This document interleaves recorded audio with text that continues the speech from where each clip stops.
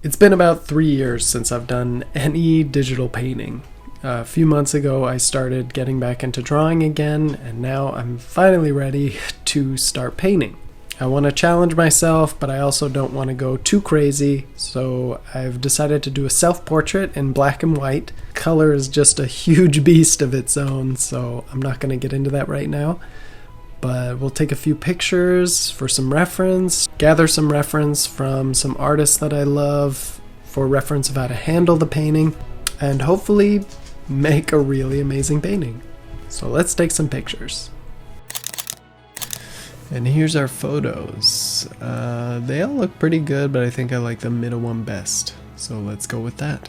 I'm going to start off not any kind of special way, just drawing the head like I usually do, just a little bit bigger.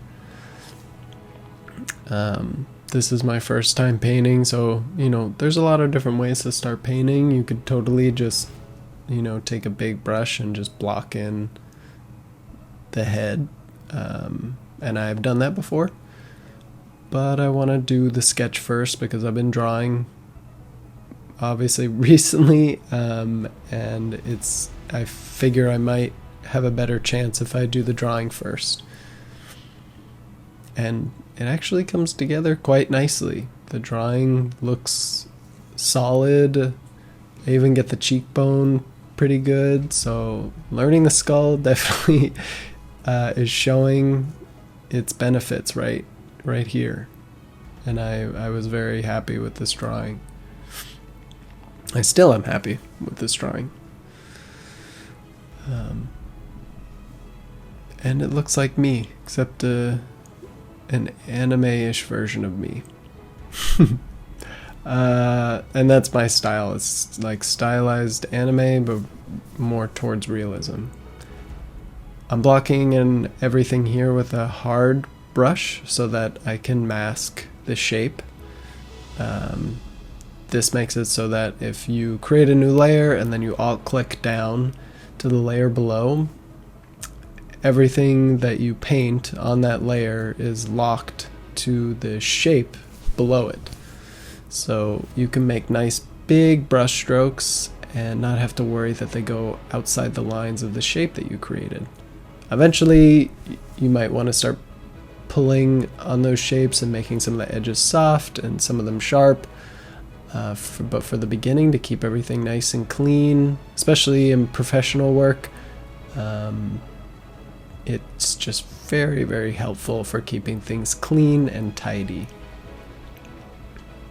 I've sort of changed the approach of painting over the years, and it's been 3 years since I've been away, but the last painting that I did was very shape-based. I really wanted to focus on shapes, and you can see here I'm just selecting out the big bold shapes that I can see, the big highlights, the big shadows, and it looks really clean.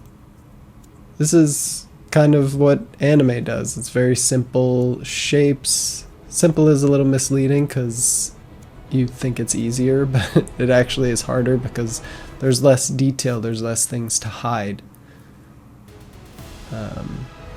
Or there's less detail to hide things like mistakes. There's a little bit of a jump there because I forgot to hit record.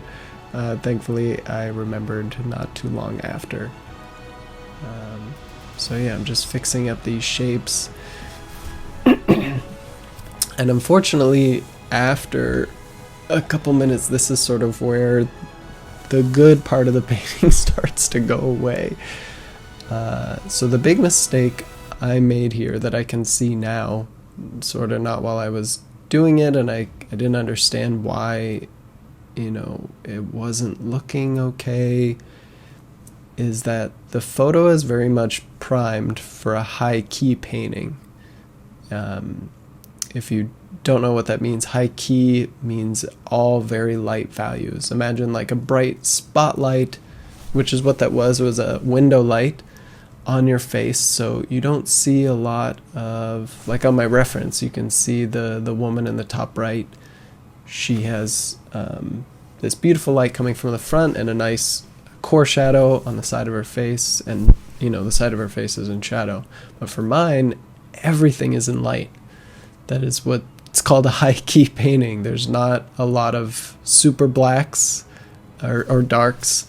Everything is very subtle shifts, and I was trying so hard to not make my painting look like a photo with the rendering, and so I tried to exaggerate the values, and I'm exaggerating values on a high key painting, and that's, yes, you need to do that, but in the high key realm of lighting, so they had to be exaggerated but still light,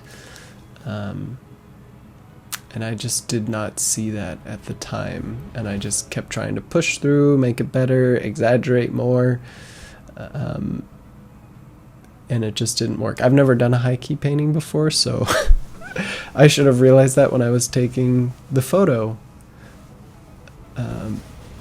but hindsight is 20/20, right? That's what they say. So I was really trying to just lay down value and make it work, and it does in some sense, but again, it's just not the style that I wanted. I wanted very bold shapes, and I just kept blending and blending until it worked, and it just didn't feel like it was working. High key paintings are hard because all of the shifts, like I said, are subtle. And it's definitely something that you should practice. There's also low-key, I think it's called low-key paintings, where everything's really dark. So it's the opposite. Everything's really dark and there's really subtle shifts. And it's just a different kinds of painting. And it's like if you try to draw something and you're drawing extreme perspectives or something, this is like the equivalent of extreme perspectives for painting, rather than doing a full key painting where you have lights, darks. You're stuck into sort of one side of the value scale, and those are very difficult to do because you're a lot more limited, and the more limited you are, the simpler that painting becomes. But you can't hide from mistakes, which is what you're seeing here. So it's not like it's a poor painting, but it looks very photo-y, and it's blended too much.